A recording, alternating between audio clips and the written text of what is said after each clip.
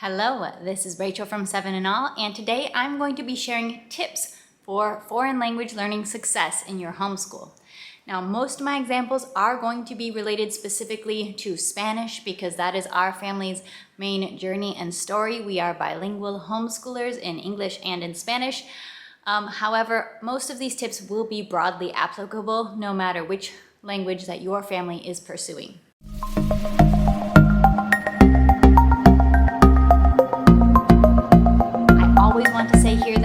The biggest cheerleader for homeschool families pursuing learning a language together. That is a momentous accomplishment and a long journey, and I know it's not a quick and easy success story, so I want to be here cheering you on and encouraging you. So I want to share some just practical tips for how to really start seeing progress in your language learning journey in your homeschool, because I know how discouraging it can be to feel like you're stuck on just the basics forever and never really feeling like you're getting anywhere in your journey. Because getting somewhere is what's going to motivate you to keep going. So I'm going to share a couple of tips, and I will be blatantly using examples of our Spanish language learning journey, but remember that these tips are broadly applicable. My first tip is to be generous with the time invested into language learning. Time limits do tend to limit progress. Let's just be realistic. When you see an advertisement of learn Spanish in 5 minutes a day, they are probably selling you something. I will be realistic that our family would not have made the progress that we have made if we had limited our Spanish learning journey to 5 minutes a day. Now, of course, 5 minutes a day is better than 0 minutes a day, and 5 minutes a day is better than 5 minutes a week. So something is better than nothing, but language learning is truly an area where a higher investment will yield greater rewards. It just really is. Language takes time. Think about your young children as they were first learning to talk and first developing language skills. That was a time-consuming process, and it happened from a great deal of exposure and gradual practice and growth. Now, when I say be generous with time, this doesn't mean that you need to be sitting down with your kids and slogging through hour-long lessons in language learning. But give the language a good hearty piece of your days and of your weeks. And for us, that has been that Spanish is used throughout our days, and it comes into play in many of our different routines. So maybe we will only give 5 or 10 minutes a day to working with our verb board and conjugating verbs and building sentences with nosotros or ellos or yo in our Spanish lessons early in the morning. Maybe that's only going to be 5 or 10 minutes. But that's not the only time in our day in which Spanish is coming in. We're also spending, 5 or 10 minutes reading a Spanish picture book. We're also singing a Spanish song. We're also having a 10-minute Spanish phonics lesson or reading practice later during our sit-down school time routine. I am using Spanish commands and basic conversation throughout the day on and off. Maybe we're sitting down and playing with the baby and we're singing La Araña Pequeñita with the baby and playing with him and showing him his face and his hands and his legs and all of that and using our Spanish with the baby. So there's many different parts of our routines that we have really built up a practice of using Spanish. Maybe if we have time, they're watching a 20-minute episode of Aventuras con los Krat at some point in the afternoon. So there are many different ways that we weave language learning and exposure and practice into our days. And it is truly through being generous with our investment of time and even investment into resources that are useful for our family that I've seen a lot of progress. My next tip is review. When you're introducing new things in a language to your students, review, and probably review more than you think you have to. And this is not a natural strength for me, review. I like to move on. I like to do the next thing. Okay, I taught you this, let's do the next thing. You can keep teaching new things as your children are ready, but you need to review a lot because it actually takes a lot of repetitions to really master all this new vocabulary. So actually, right now, my oldest son is learning his colors in Chinese. And we are reviewing every day. These are color cards from homeschool languages, actually, for Spanish, but they can be used just as well in any language. So we are reviewing our colors again and again and again until he can master it and get them really immediate and deeply ingrained. And really Learning language is a lot of memory work. There's a lot of new vocabulary to be learning. So it's gonna take review. Just prepare yourself for that. You can add in variety with your review, do fun things, review in different ways, but do keep that review going. So here's one example of what a review might look like with my second son who's going through Llamitas. This is Llamitas level 1, and this is the final page of his granja or farm unit. So it just has 12 little vocabulary words for farm animals. And most of them he's pretty solid on, but there's a few that he's still not 100% there on. So even though we're moving forward with Llamitas, I'm still coming back to this page. Every day, we're just starting our lesson with a quick review. And I review it in different ways. Sometimes I point to an animal and have him tell me the word. Sometimes I have him, hey, tell me a word, and I'll point to an animal, and you gotta check and make sure that mama's pointing to the right animal. I really try to have I really try to use reviews where he has to produce the word and where he is saying the word. Sometimes we'll say, what does this animal do? We'll try to make a sentence using that animal. So there's a lot of ways that we can use just this simple page, but keep coming back to these farm animals and reviewing them, making sentences with them, saying which one we like, which one we don't like, which one's loud, which one's not loud. So one simple tool can be used in a lot of ways to keep reviewing core skills. Don't forget to review. Next up, my tip is that you don't have to choose between explicit instruction and immersion. You'll actually hear definitely a lot of debate within the language learning world between just immerse your kids, just have your kids immersed, go live in Mexico, have your kids only watch Spanish movies, only speak to them in Spanish, just totally immerse your kids in whatever language you want them to learn. And then you don't have to do all that explicit direct instruction of here's what this word means, here's how to put sentences together. So immersion gets a lot of love. I would have to say, I really think we need a lot of both, because I think full immersion is just not realistic or practical for a lot of family situations. It has not been practical for my own family situation. We don't live in a Spanish-speaking environment. I'm not a native Spanish speaker.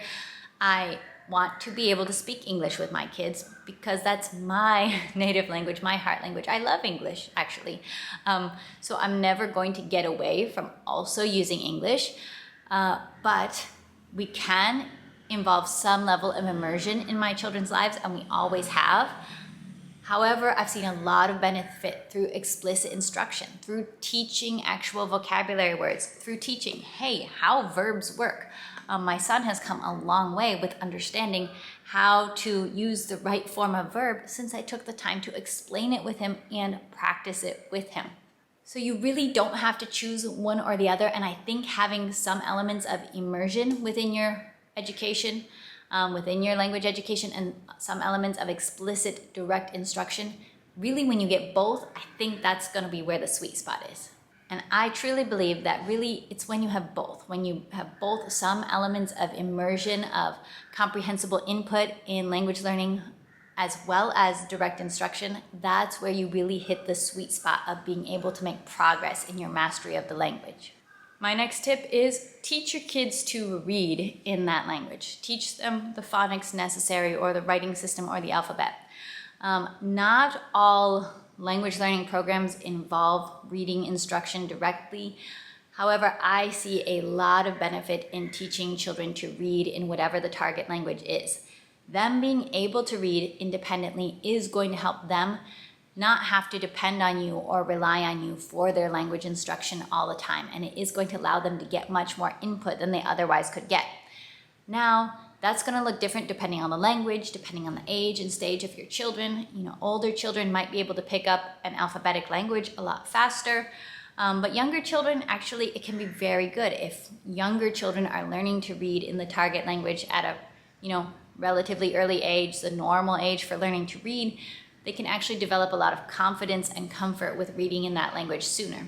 It also does depend on the language. Learning to read in Mandarin Chinese, for example, is going to be a longer journey than learning to read in Spanish. But I want to strongly encourage you that literacy in your second language is worth pursuing.